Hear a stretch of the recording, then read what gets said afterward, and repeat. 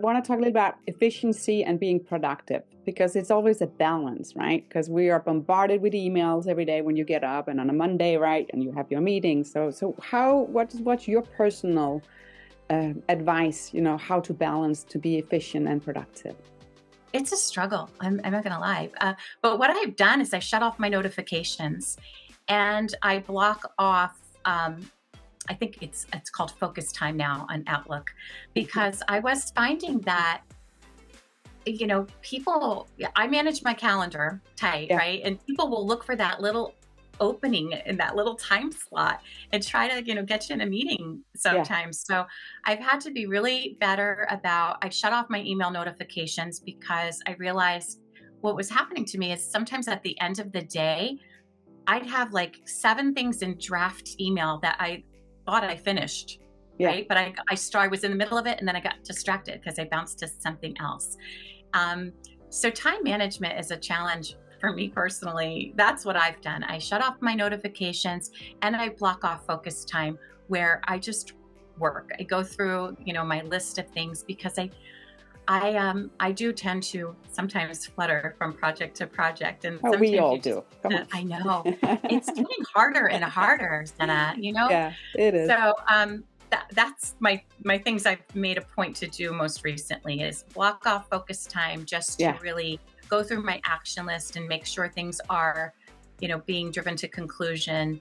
And I shut off all the notifications because they were really a problem for me.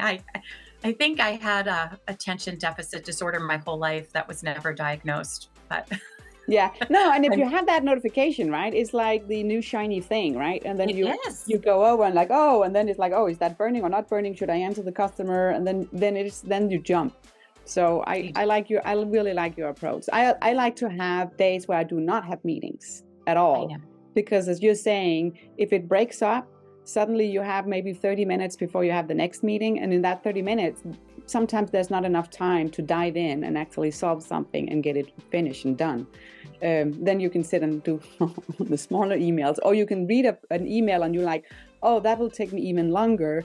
And then you need to put that on your, somewhere on your list, if you have a list, right, of what you're working. And I want to feel accomplished at the end of the day. And sometimes if you don't finish something, you just don't get that feeling of accomplishment, and yet you've done a lot of other things, but it wasn't what you intended to do. So that's why I have these chunks of time I just started blocking off in my day so that I could accomplish. I do work to deadlines. I'm very guilty of that, and I look to see like, okay, when is this done? And I kind of do like the order of working up to that deadline. But the only way to meet your deadlines is to have that focused time. So that's really something I found I have to do just in order to be efficient. If you like Leadership in Manufacturing podcast, don't forget to subscribe, rate, and share the show wherever you get your podcast. You can follow Sannah Vinding and Leadership in Manufacturing on Instagram, LinkedIn, and YouTube. Make sure to check our website. It's called leadershipinmanufacturing.com. Stay curious, keep learning. See you next time.